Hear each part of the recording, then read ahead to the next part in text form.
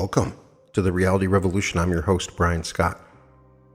Today, I wanted to spend a little time discussing the grateful heart and its relationship to our own prosperity. We've talked a lot about prosperity lately. I've done several episodes talking about many different facets and aspects of prosperity: financial adversity, the relationship of work and prosperity, money magnetism, and I wanted to talk about gratitude because it seems to be a cliche. We talk about gotta be grateful, but when we talk about it in relation to prosperity, it's much more than you think.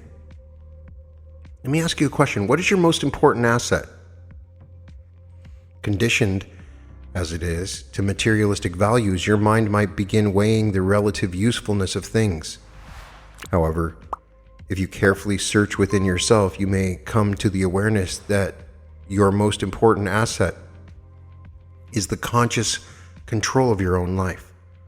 Nothing else can satisfy or fulfill unless you enjoy the freedom that comes from control of your inner world of mind and emotions.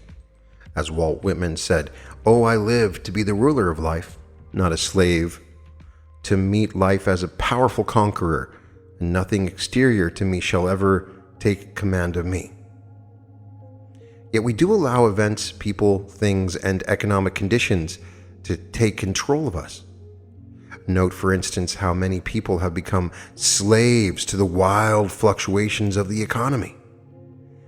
Ask them how they feel, and they might very well say, "I will be able to tell you after I read the stock market returns, or after I see what my accountant comes up with, or Bitcoin is down today, so I don't feel that good." How we are manipulated by our worldly conditions and values. A man was told by his doctor that he had but 6 months to live, a shocking discovery of an incurable condition. One might expect him to have an emotional collapse, but not this man. He reported to work the next morning as usual. His co-workers heard about the pronouncement and were shocked. They hovered around, morbidly commiserating with him. Someone asked, "What will you do?" His reply, "I will do what I have always done, live with a grateful heart, one day at a time." And he could be grateful for the isness of life. Actually, this crisis was more than 10 years ago, and the man in question is very much alive and well, still living one day at a time with a truly grateful heart. It is not necessarily that the diagnosis was an error. Perhaps it is more a testimony to the healing influence of a controlled life sustained by an attitude of gratitude. The important thing is that these 10 years have been creative years, not just a dreary existence in anticipation of doom. One might say, well, now, at least he has something to be really grateful for. What did he have 10 years ago? But that is to miss the whole meaning of his demonstration. What his controlled life has proved is that thanksgiving is not just a reactionary emotion, it is a causative energy. It is an effective key by which anyone may meet life as a powerful conqueror. Let us consider this key as an important, though normally overlooked, element in the process of achieving prosperity. But first, a point of clarification. We usually consider gratitude and thanksgiving on the basis of obligation. For instance, someone does something for us and we feel obligated to show some kind of appreciation. Traditional religionists would insist that we owe it to God to give thanks for all of our blessings. All this is good. We should be grateful. It is an important social grace, but even more, it is a requisite for high-level wellness. Now, you know how people react if you're not grateful. But what about God? Will God be disturbed if you do not return thanks? Will God say of you, "Such an ingrate"? The fact is, it doesn't make any difference to God whether you give thanks or not. But it makes a lot of difference to you. God is too universal, too almighty to be dependent on your thanksgiving. Meister Eckhart probably shocked his colleagues in medieval times when he said, "I never give thanks to God for loving me, because he can't help himself. Whether he would or not, it is his nature to." You see, gratitude is not for God. You are not obligated to thank God for your life, for your job, for your prosperity. However, giving thanks is an important state of consciousness that keeps you in an awareness of oneness with the divine flow of prosperity. When you understand this, you see that a grateful heart does not need something to be grateful for. One can be grateful with the same spontaneity as being happy. It simply flows forth from within and becomes a causative energy. Paul gave some advice that has been puzzling to many persons. He said, in effect, in all things give thanks. All things. Is this practical or even possible? Can you be grateful for inflation that constantly steals the value of your money? Can you give thanks for spiraling costs, for exorbitant interest rates, for personal financial crises? And how can you give thanks for lack and for unemployment? You don't. According to the law of consciousness, these things manifest in your life because in some subtle, subconscious way, you are frustrating the divine flow. Let's look again at the puzzling statement of Paul's. Note that he does not say, for all things give thanks. In the old-time religion, if you had pants with patches, you should thank God for the pants, patches and all. Poverty was a grace. We were told, be grateful for your little today, for you will have abundance by and by. In other words, you will have a great reward in heaven for being patient in your poverty today. It is a doctrine that had a tragic, repressive influence on millions of people through the ages of Christian history. What Paul does say is, in all things give thanks. In other words, despite the problems of lack, or even because of them, the need is to get yourself recentered in the awareness of the ever-presence of God in all things. And the most effective way to accomplish this is by gratitude. Paul is stressing the importance of the grateful heart, not simply an expression of gratitude for things, but a heart that is grateful and full of greatness. The man who had 6 months to live may have had little to be grateful for, but he was grateful because he had a great reserve of faith to give thanks from. This insight of the grateful heart is a dynamic key to personal prosperity.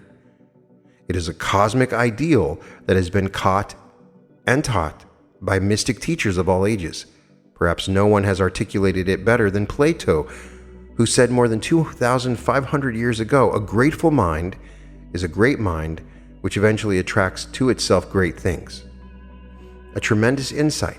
The grateful person is great because he or she has turned on all the lights within.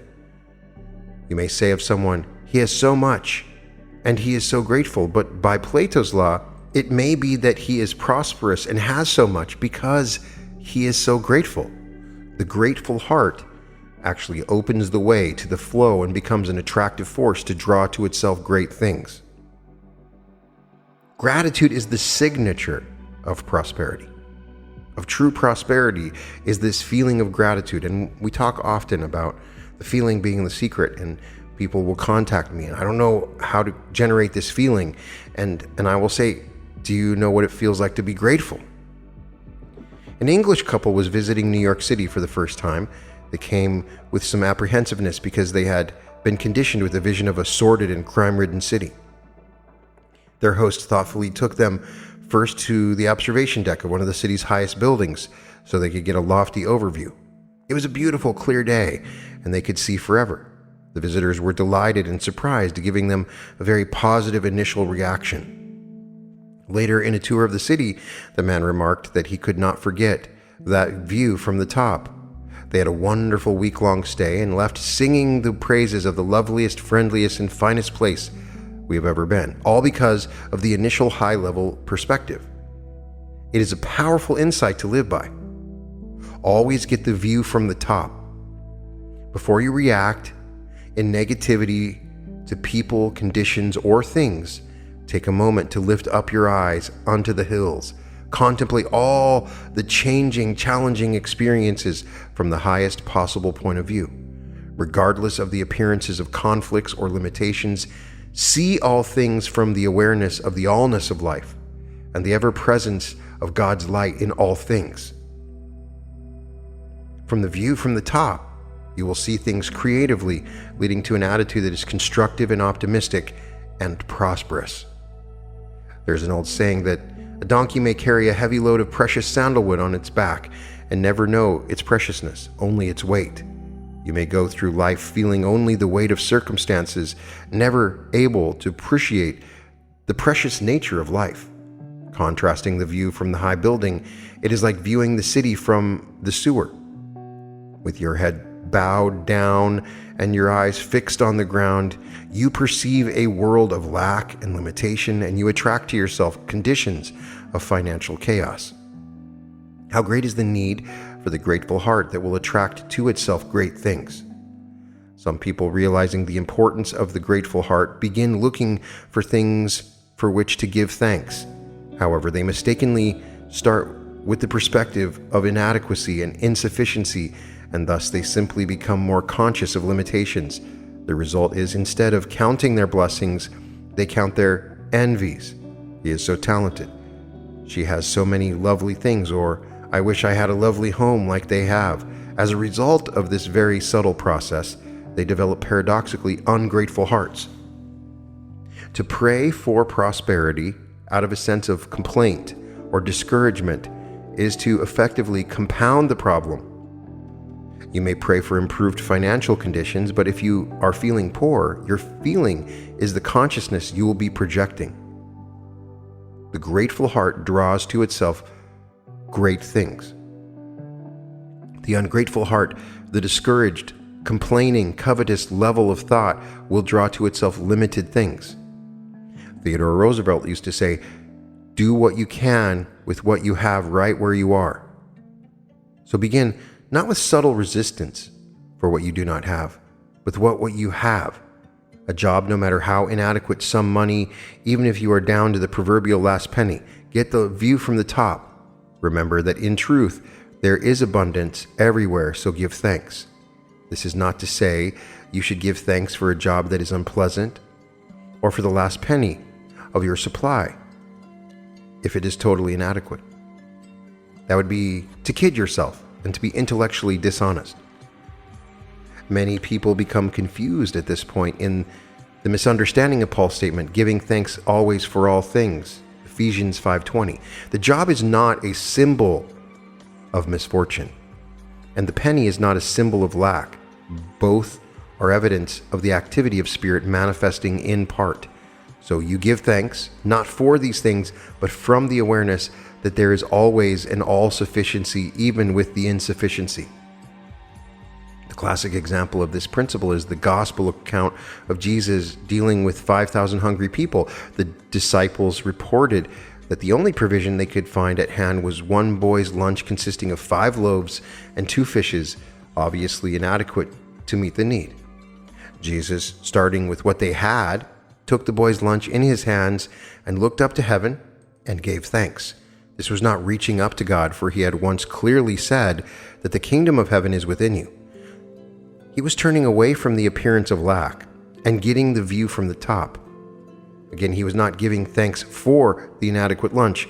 No, he was giving thanks from that elevated consciousness or the presence of abundance, as was visually suggested by the loaves and fishes. There wasn't enough bread, but there was enough substance, for the whole God substance is present in its entirety at every point in space. So easy to forget that. Next, Jesus did a strange thing. He blessed the available food. This power of blessing is not reversed for holy places or for specially ordained persons. It is an act of tremendous power that can be used by anyone.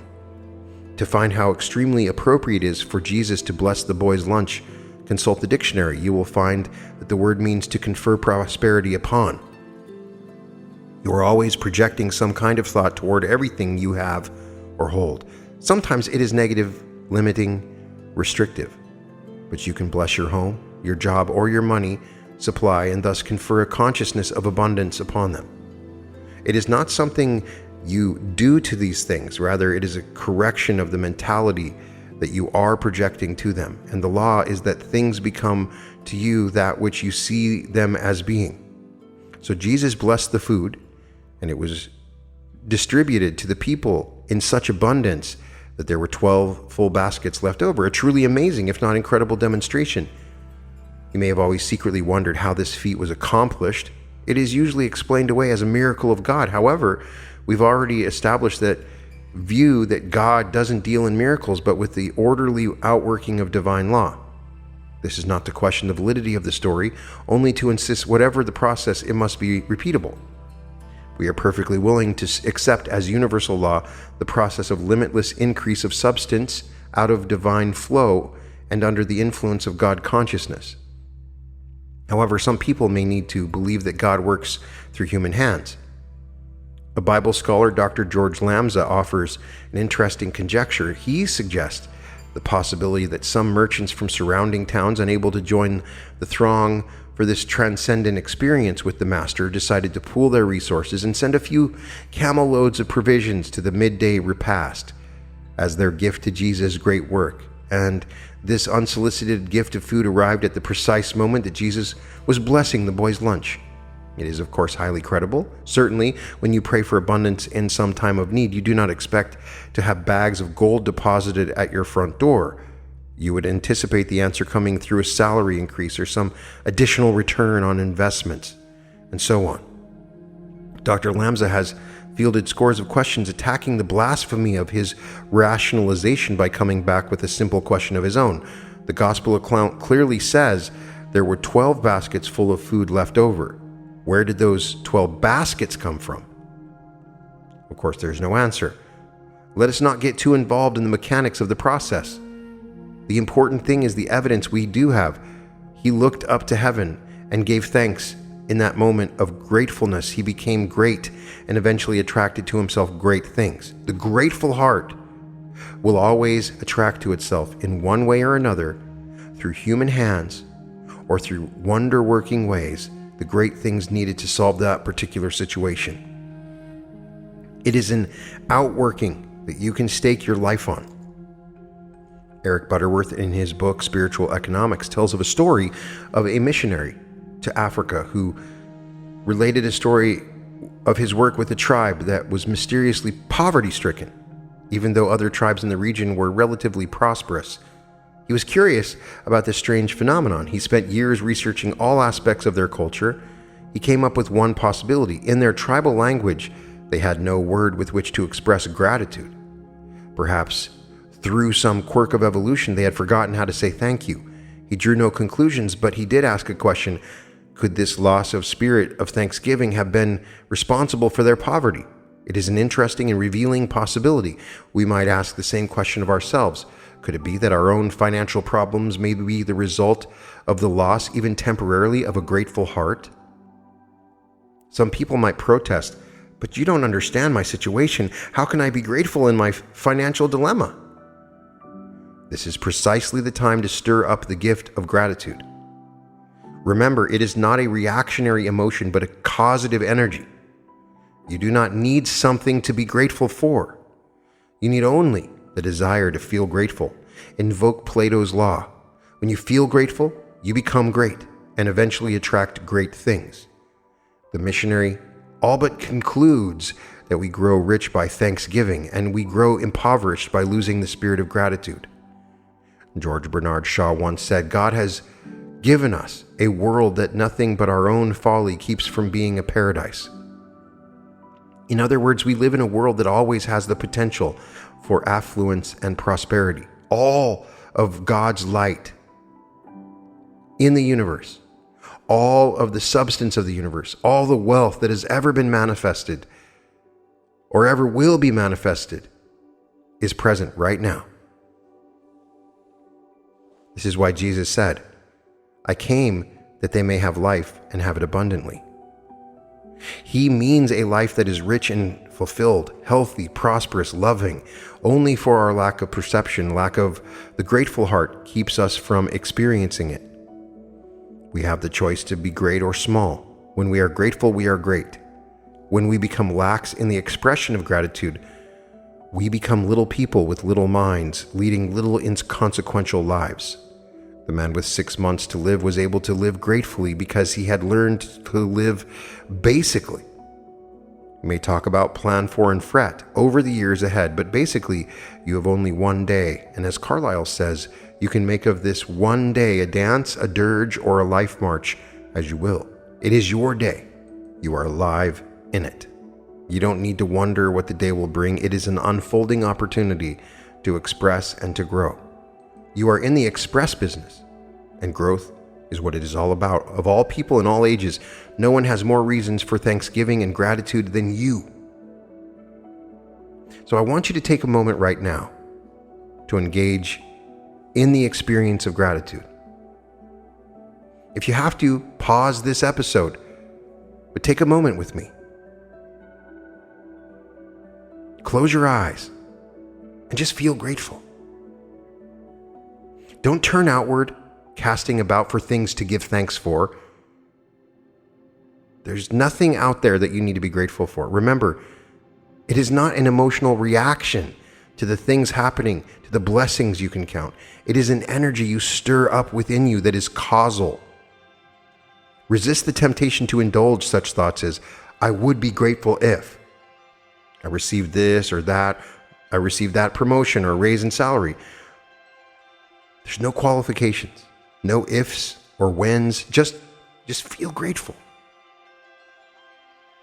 Let the spirit of gratitude flood your whole being with its healing warmth. Right now, in this moment, feel this gratitude.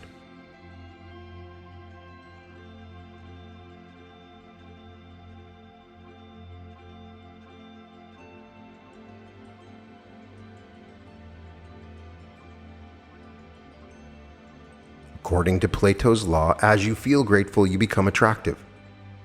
Not only in your beauty and radiance, but in your relationships with people. More important, you release a vital energy that draws to you opportunities, employment, prosperity, and a secure flow of the light of God, the divine flow of energy. Everything begins to work in your life in an orderly and creative way. You may be so uplifted in the joy of gratitude that your consciousness easily gives vent to the activity of blessing in your gratefulness of heart. You can confer prosperity upon all the many things, experiences, and people whose performances have such a profound influence on your life. Bless the car you drive, or the bus or train you ride.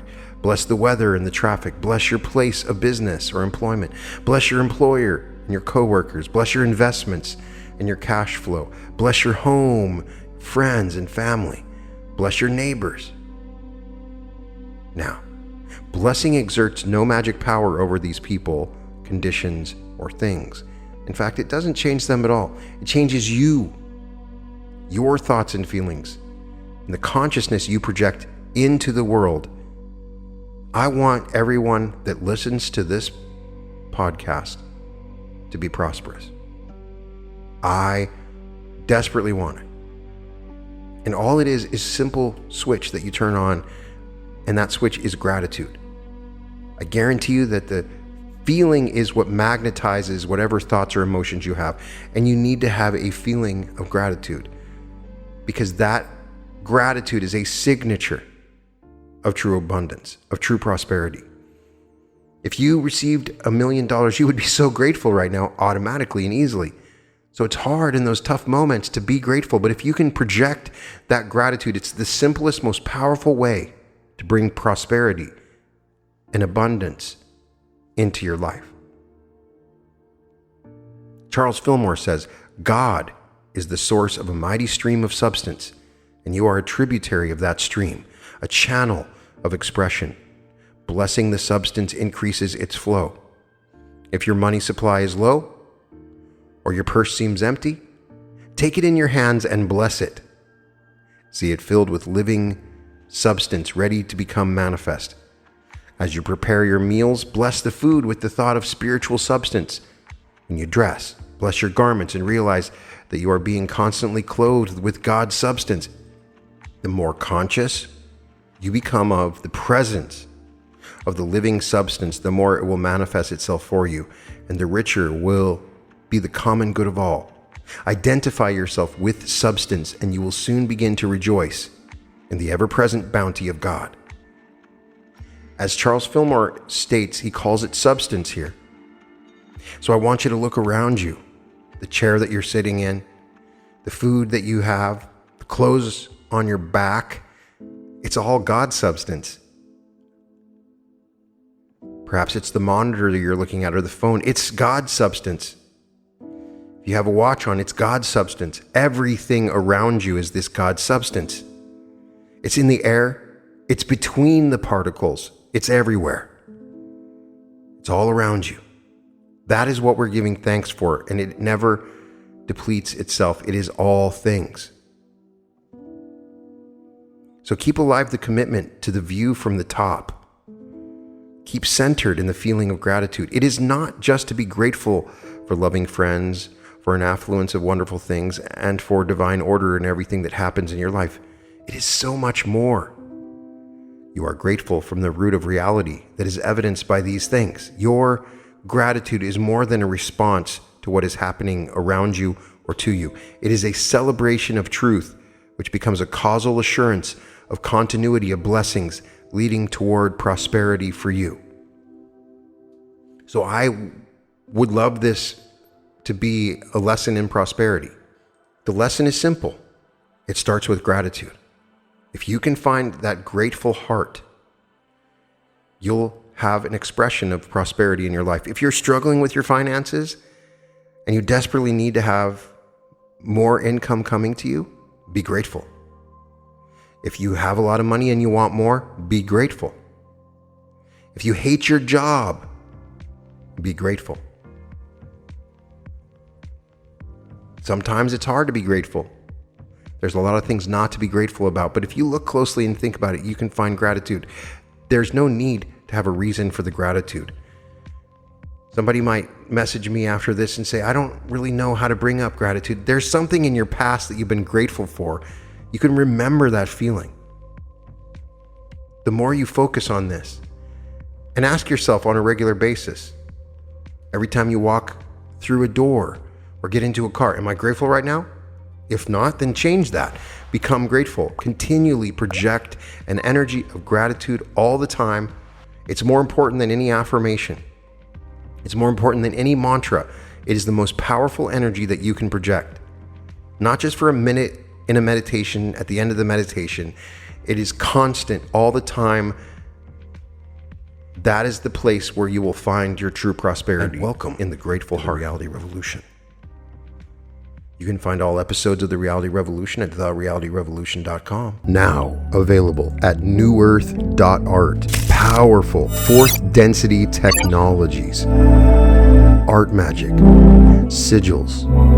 Images designed to magnetize and broadcast specific energies and intentions. You can access these images to help you find true prosperity, large sums of money, true love, radiant health, and spiritual enlightenment with unique portals into the new earth. These images are available for you. You can acquire prints of any image. You can acquire magnets, mugs, iPhone cases, t-shirts, hoodies, greeting cards, coasters, and several different gallery wraps and styles of canvas. You can also get these images in a variety of different sizes and dimensions. You can purchase these in a variety of different ways, and they are here to enable you to transform your life. You can go to wall previews and look at these images, and you can check them out with different dimensions. In many cases, you can get images up to 72 inches for any of these images. They are designed as unique technologies for you to look into, infused with magical light at www.newearth.art. Welcome to the Reality Revolution.